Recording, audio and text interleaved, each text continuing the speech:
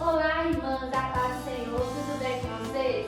Estamos aqui nessa roda de conversa para falar um pouquinho da lição 7. O povo de Deus deve separar-se do mal. A paz do Senhor, A paz do Senhor. a paz do Senhor, Poliane, a paz do Senhor a todos os alunos, ouvintes e amigos da Escola Bíblica Dominical. Estamos aqui para conversar, uma roda de conversa. Sim. Hoje nós vamos conversar um pouquinho sobre a lição 7. Né, Poliane? Isso. O povo de Deus deve separar-se do mal. E que mal é esse, Poliane? Qual mal será?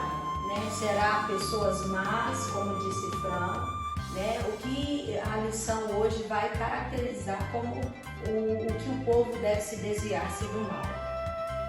O textual vai nos dizer: pelo que sai do meio deles, e apartai-vos, diz o Senhor, e não toqueis nada em mim, e eu vos receberei. Está em 2 Coríntios, capítulo 6, versículo 17. Então o textual já vem falando, né? Para não tocar em nada imundo, sair do meio deles. Esse meio deles seria quem? Meio de quem? O que vocês acham? Eu acredito que é tudo aquilo que corrompa a fé cristã. Né? A própria palavra vai dizer que ninguém pode servir a dois senhores. Isso já tipifica o quê? Você não tem como você agradar a Deus no domingo e na segunda-feira você se assentar-se na mesa de Satanás. É impossível. Então, é uma ordenança explícita: sai do meio deles. Ou seja, há lugares que verdadeiramente não cabem, né, o verdadeiro cristão. Verdade. E o mundanismo na igreja corrompe os bons costumes e extingue a santidade. Está aqui na verdade prática. E aí, França, quer comentar? Eu quero dizer que Deus exige a santidade de nós. Que o nosso coração não seja corrompido com aquilo que não agrada a Ele, né? Então, é melhor a gente afastar dessas pessoas que tentam corromper o nosso coração com essas coisas mal, do que agradar as outras pessoas. E trazer também o mundo para dentro Sim. da igreja, né? Há uma preocupação recente, né, sobre essa questão do mundanismo, principalmente agora, em que tudo tornou-se mecanizado, online, não há mais aquele aconchego. Há uma preocupação muito grande nesse trazer o mundanismo. Certa feita eu li sobre algumas igrejas que já colocam nas entradas assuntos que os membros querem que sejam abordados, porque tornou-se pesado demais a exposição da palavra. Então isso é trazer o mundanismo para dentro da igreja. Né? Hoje nós temos visto um crescente aumento de denominações em que os cultos são feitos com luzes apagadas, ou como se fossem shows mesmo, perdendo-se o foco do verdadeiro evangelho. E nós estamos no mundo, mas a Bíblia fala que nós somos a luz do mundo e o sal da terra. Né? E a luz é para quê? Para brilhar nas trevas. Isso mesmo. Então, quando nós trazemos o mundo para dentro da igreja, nós deixamos de ser luz e passamos a ser trevas. E a luz não tem comunhão com as trevas. Quando a luz chega, o que acontece?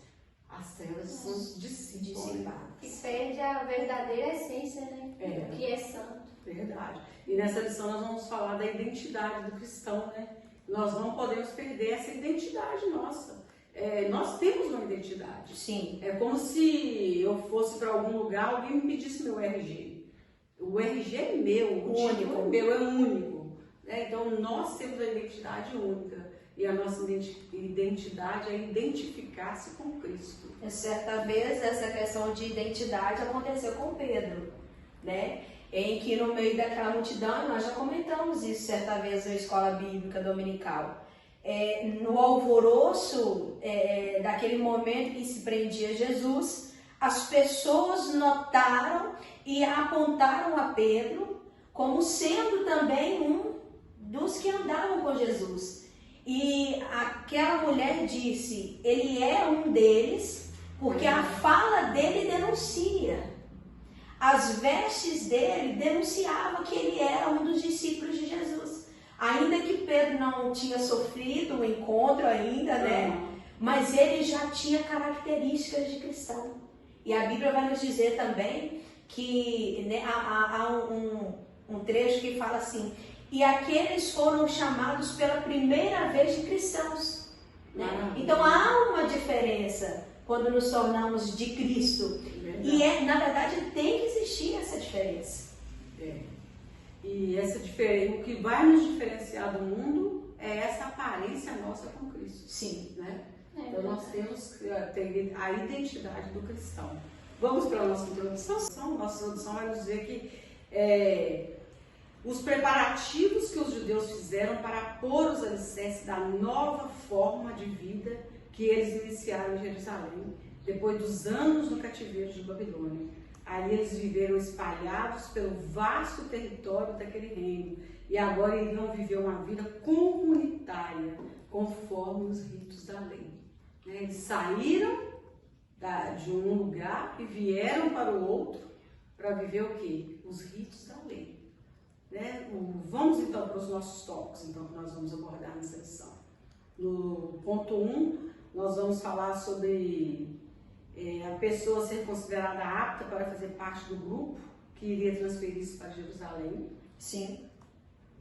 E aqui eu vou ressaltar um trecho da lição que vai falar. Estreita é a porta e apertado o caminho que leva à vida. Não é lucro, e sim grave prejuízo alguém querer facilitar a entrada de mistura de gente, dando maior ênfase à quantidade do que à qualidade. Nós temos visto isso, né? Templos gigantescos em que há um número muito grande de pessoas, mas nenhuma transformação. Verdade. A salvação já não é mais pregada nesses templos, agora ainda de forma mais crescente ainda, né? E a lição ressalta também que Deus não aceita de forma alguma essa mistura de querer trazer algo que é do mundo para dentro da igreja. Porque João 3,7 vai nos dizer que é necessário nascer de novo. Então Deus, Jesus, ele não está olhando a quantidade de pessoas que tem no lugar, Sim. e sim a qualidade das pessoas. As pessoas que são verdadeiros adoradores, né? Porque ele está procurando adoradores. Então não é quantidade, é a qualidade das pessoas que estão reunidas ali. Se são adoradores. E se analisarmos a vida de Nicodemos, a quem foi dito isso, né? É necessário nascer de novo. Nicodemos tinha uma vida exemplar. Ele era conhecedor da lei, praticante, né? E muitos até questionam o fato dele ter ido à noite ter com Jesus. Mas se fôssemos olhar, ele tinha um padrão de vida muito mais honesto que talvez até cada um de nós hoje. Verdade. Mas nenhuma dessas coisas servem para essa porta estreita, porque ela continua estreita. E quando a lição nos diz que Deus não permite essa facilitação, isso nos leva a refletir o seguinte: o que nós temos dito às pessoas em relação a Cristo? Verdade. Para levá-las. Porque temos um jargão, né? Venha a Cristo que sua vida vai mudar.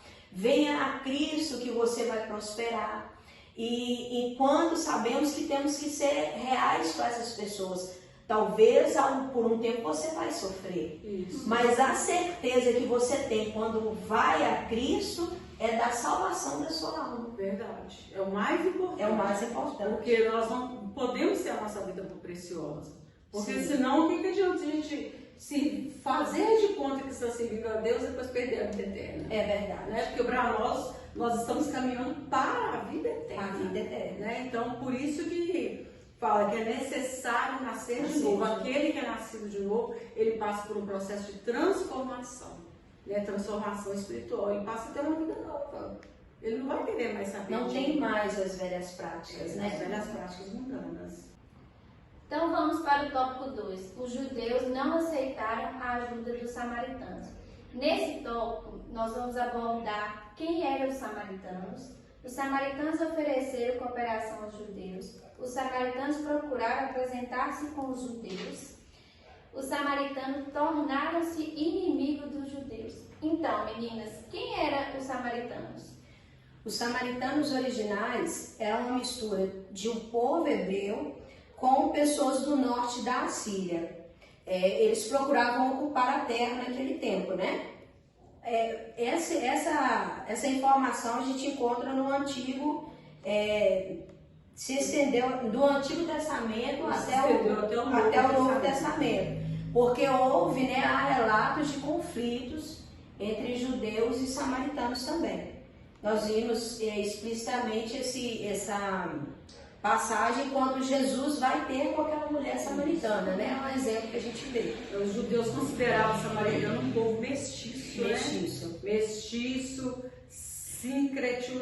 Esse motivo realçou os percalços entre esses dois grupos.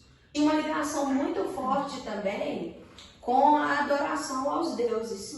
Porque logo quando é aberto os olhos daquela mulher samaritana, o primeiro questionamento que ela faz a Jesus é onde devia se adorar. Então tinha toda essa questão do culto, né, que eles priorizavam.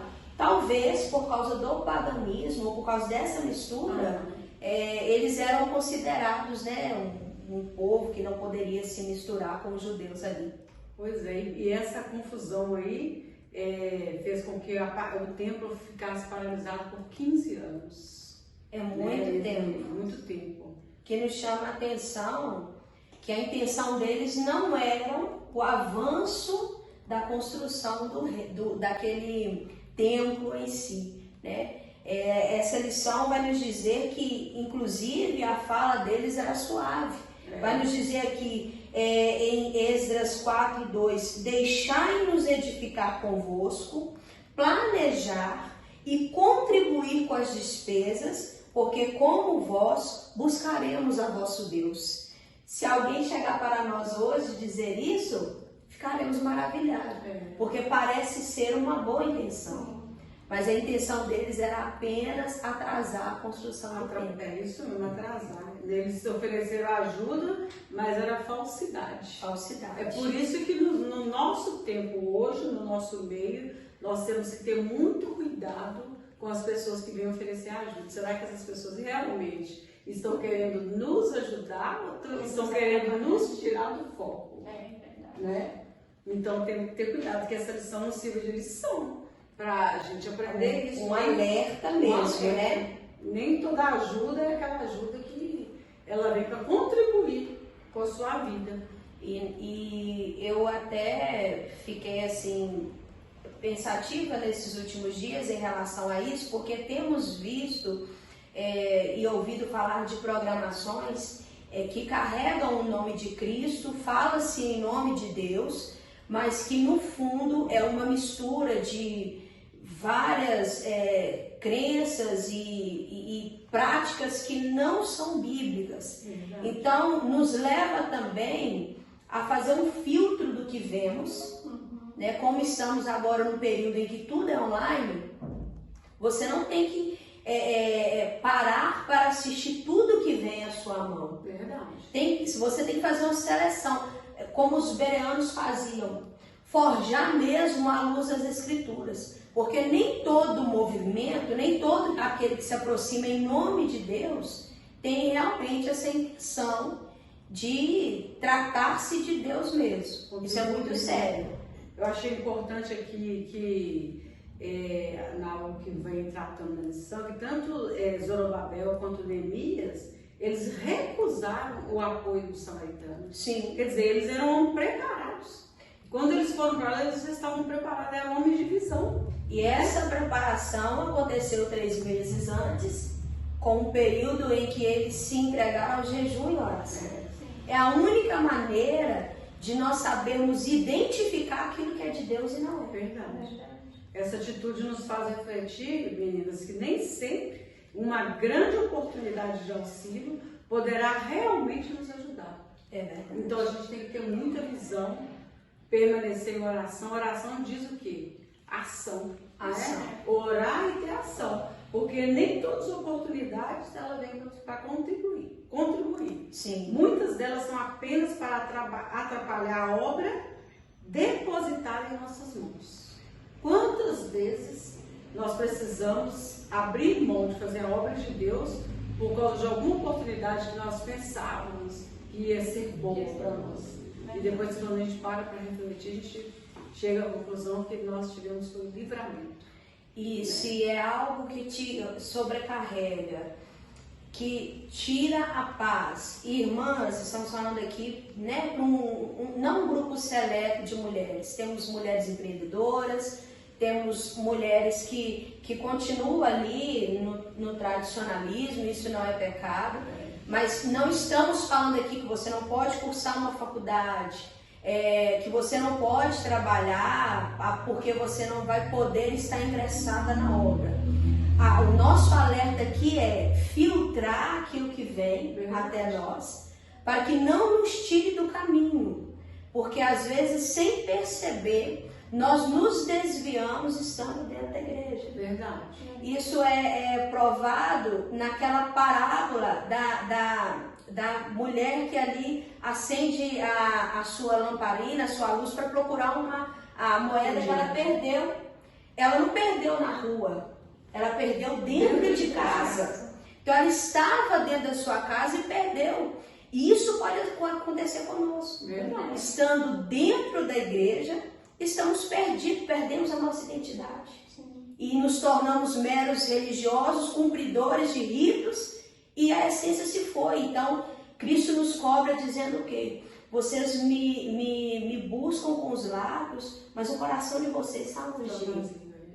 Verdade. Então a gente tem que tomar muito cuidado, porque igual o Paulo está falando, nós não vamos nos restringir, nós todos aqui trabalhamos, né? Sim. Trabalhamos e conseguimos também fazer a obra de Deus. Sim. Mas nós estamos falando de oportunidades que surgem até no nosso meio. Sim. Então, cuidado com essas oportunidades, porque essa lição vem nos trazer um alerta muito grande. Nem toda oportunidade ela vai ser produtiva para as nossas vidas, para a nossa vida. Então, nós temos que ter muito cuidado com as oportunidades que aparecem. Vamos para o ponto 3. Deus exige santidade do seu povo. Então, esse ponto 3 vai estar subdividido em 4 subtópicos, que vai nos dizer: retornando do cativeiro, Israel separou-se do mal. Quando Josué se preparou para passar o Jordão, ele disse ao povo: santificai-vos, porque amanhã fará o Senhor maravilha no meio de vós. O anjo do Senhor visita o acampamento israelita. Israel é derrotado pela pequena cidade de Ai. Então, quando vai falar de santidade, o que essa lição vem focar para nós? Então, essa lição, ela foca na santidade que Deus exige de nós. Então, toda a história de Israel, o povo, para ver as maravilhas de Deus, para ver os milagres, ele exigia o quê? Santidade. Porque sem santidade nós não agradamos a Deus. Como foi Israel retornando do cativeiro, como foi Josué para passar pelo Jordão, Neemias, que ousou de grande, foi ousado. Ele era o quê? Ele era apenas um copeiro do rei. Então, quando ele soube que o povo dele estava em grande sofrimento, qual que foi a primeira reação de Neemias? E nós vimos aqui também nesse trecho, né, nesse tópico, que Neemias, que santificação está totalmente ligado a um posicionamento, a atitude, porque ele se comoveu com o estado do seu povo, preparou-se por 3 meses, mas ele também foi ousado em ir à presença do rei, sendo copeiro, abriu mão de suas atribuições, porque ele prestava um trabalho ali no palácio, para ir de encontro com o seu povo e reconstruir ali aquele templo. Isso deixa para nós a lição de quê? Para santificarmos também precisamos ser ousados, né? Chegar com toda a confiança diante de Deus, para que nós possamos ser santos todos os dias. Isso. Porque a nossa carne, ela nunca vai se inclinar para as coisas santas, né? Nós não sentimos o desejo natural de mergulhar na palavra de Deus, de passar as madrugadas em oração. Para tudo isso nós precisamos de esforço e muito esforço. Ação, né? Igual você falou, e que ele era um simples copeiro. Deus não exige de nós a gente ter o status para se achegar diante dele. Ele aceita o copeiro, ele aceita o rei, então ele requer o quê? É santidade, é o nosso coração. E Fran, você falou uma coisa importante. Não é status que vai fazer a gente alcançar o nosso objetivo. Neemias, como copeiro, o que ele fez? Quando ele percebeu que o povo dele estava passando por um período ruim, a tribulação, os muros estavam sendo destruídos, o que ele fez? Rapidamente ele entrou no período, ele não chegou assim, eu vou tomar essa decisão, ele não foi precipitado. Teve compaixão, né? Ele sentiu a dor do outro. Então ele fez um propósito de oração. Sim. Ele ficou 3 meses orando.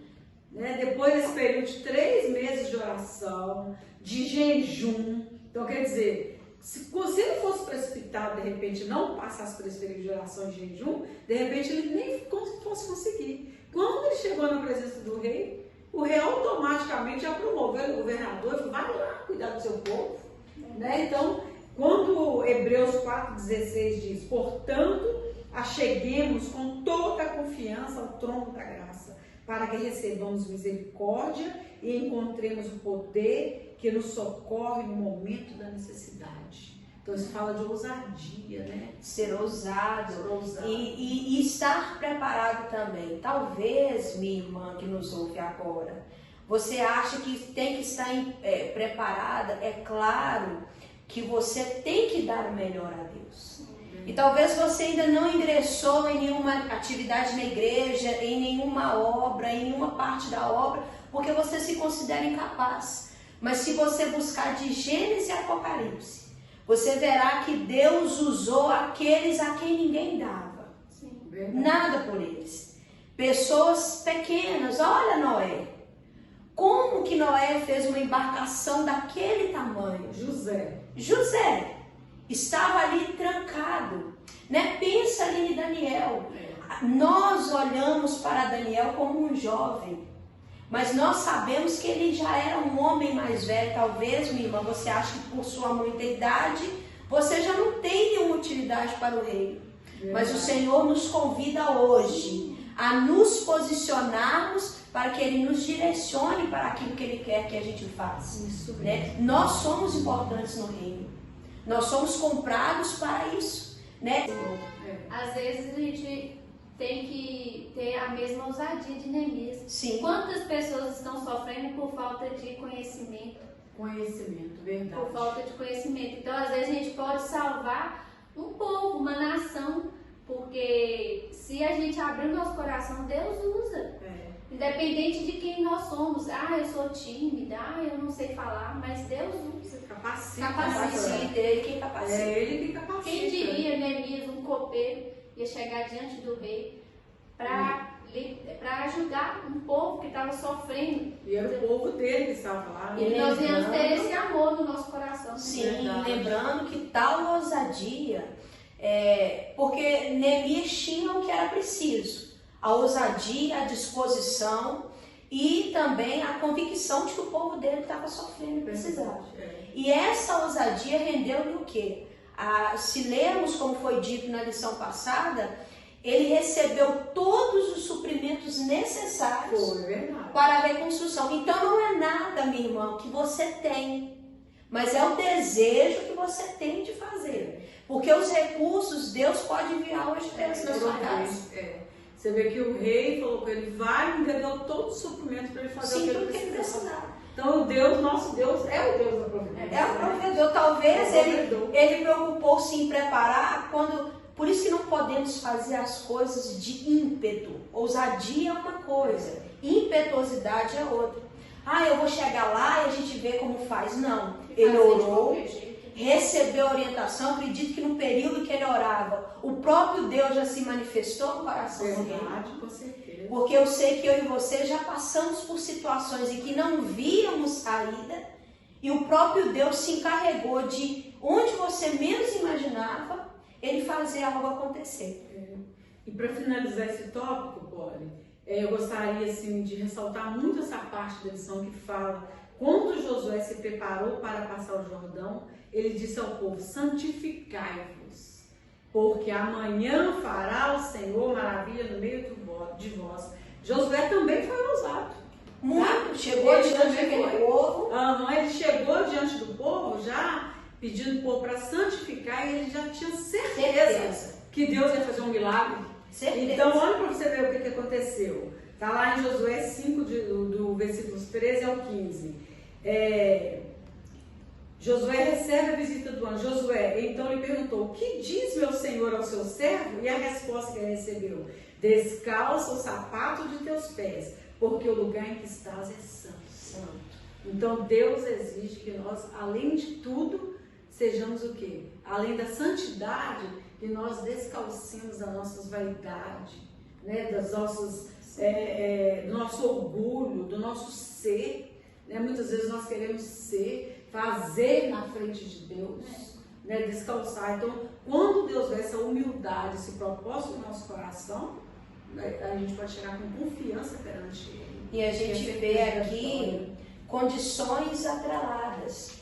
Para que vocês vejam as maravilhas, vocês precisam santificar. E dá aqui a noção de que é algo que irá acontecer. Verdade. Ou seja, talvez o que você tanto espera não aconteceu ainda, porque ainda te falta santificar. Vamos finalizar, meninas? Sim. Vamos então para... Devemos manter uma vida de separação do mal, né? Os judeus mantiveram-se separados dos samaritanos. A Bíblia mostra exemplos de servos de Deus que duvidaram se valia a pena manter a linha de separação do mal. Duvidaram. Devemos viver conforme a vontade do Senhor. E bênçãos acompanham os que vivem conforme a vontade de Deus. Então, quando a gente chega nesse ponto aqui, que vai nos dizer que as bênçãos para quem faz a vontade de Deus vai acompanhar, é verdade. Pode acreditar, porque as bênçãos de Deus acompanham aqueles que vivem conforme a vontade de Deus. Porque Deus não fica devendo nada para ninguém. De maneira alguma. De maneira nenhuma. Deus garante aos que assim vivem plena vitória contra os ataques do inimigo. O crescimento espiritual está garantido. O Espírito Santo tem plena liberdade para atuar em nossas vidas. E ele torna-se preparados para ser usado por Deus em sua obra. Então, quem prepara as pessoas é o Espírito Santo. É verdade. Amém. Bênção. Amém. Coisa maravilhosa. Vale a pena termos uma vida com propósitos perante Deus. E vale a pena ter uma vida em santificação. Porque o mesmo Deus que acompanhou Neemias, acompanhou Esdras, acompanhou Zorobabel, acompanhou Josué, é o mesmo Deus que nós servimos. Ele não mudou. Então, assim, a vida de propósito com Deus é uma vida com certeza de vitória. Amém. Amém. E a santificação precisa nos levar a um pensamento, vendo aqui os comentários dessa lição. Nós precisamos santificar e viver de forma esperando Jesus voltar hoje. Se lembrarmos disso, nós teremos aí, se é que eu posso dizer, uma maior facilidade para santificar. Não seremos aceitos em muitos lugares, nossas opiniões serão rebatidas, mas se a verdade os ofende, né, ofende as pessoas muitas vezes, porque se somos cristãos, se somos separados, se nos santificamos, somos diferentes do mundo automaticamente. Mas que sejamos firmes no nosso posicionamento, em nossa santidade, porque o que nos espera é muito maior do que as coisas que estão aqui. É verdade. Então eu quero deixar também uma palavra aqui. Para o sucesso da vida cristã, em grande extensão depende de quê? Da nossa disposição, para nos entregarmos totalmente a Deus. Então Deus requer de nós o quê? Requer de nós a nossa disposição para trabalhar na obra, para ajudar o próximo. Obra é o quê? Não é quatro paredes. Sim. Mas sim levar o evangelho para todos. Essa semana mesmo eu falei assim, Deus, que em mim as pessoas vejam o brilho do Teu Espírito Santo, que as minhas palavras sejam certas Que bênção. para falar com as Amém. pessoas. Que através de mim, na internet, nós podemos pegar nosso telefone, irmã, sim, e falar uma palavra, colocar um versículo ali. É isso que Deus requer de nós nesses Amém. tempos. Verdade. Como nós não estamos podendo ter o contato físico, mas só de uma pessoa ler uma palavra ali pelo celular, você incentivando as pessoas, já é fazer a obra, Com certeza. né? E não precisa muito longe, não. Sim. Muitas vezes alguém dentro da nossa Sim. própria casa está precisando de uma palavra. Né? E nós- Quantas pessoas estão solitárias dentro da própria casa? Verdade. Né? Sim, A gente vê vários exemplos. Então, a gente pode trabalhar dentro da nossa própria casa, da nossa própria família. Não precisa, não estou podendo sair. Não, talvez dentro da sua casa, seu filho está precisando de uma palavra, É verdade. seu Seu esposo, né? Então, dentro da sua casa, talvez tenha alguém precisando de você. Então, eu preciso fazer a minha parte, a minha ação, para que eu consiga ver o poder de Deus, o agir de Deus. Né? E isso que a irmã Sônia disse, né, sobre dentro de casa, a santificação nos leva a entender, irmãs, que o melhor método evangelístico que existe é o nosso testemunho, né? Talvez você está pensando aí, minha irmã, mas não tem como eu fazer, eu não posso. Você tem aí na sua casa uma janela virada para alguém que ainda não conhece o Evangelho? Coloque-se à disposição de Cristo e Ele colocará nos seus lábios o que você tem que falar. Não vem de nós, não é natural nosso. Quem manifesta é o próprio Cristo. Ele dá a palavra certa, Ele dá o momento certo. Mas eu e você temos que nos dispor. Tem que dar lugar, né? Lugar. Quando a gente dá o lugar, o coração da gente ferve para falar. Verdade. Eu falava com o Fran antes de vir aqui que se não pedimos a Cristo para nos dar um coração que se coloque no lugar do outro, nós nunca seremos transformados. Sentir o que o outro E nem sente. verdadeiro cristão. Porque Jesus foi assim, ele fez isso. Imagina a dor e o sofrimento que ele sentia quando chegava ali, falando sobre Marta e Maria, essa semana. Quando ele viu todas aquelas pessoas chorando, ele se colocou no lugar daquelas pessoas e realizou o milagre. Então, meninas, vamos finalizar Sim. agradecendo a presença de vocês, tá? Que Deus continue abençoando a vida de vocês, as famílias, os Amém. lares. E eu deixo uma palavra, tá? Para vocês.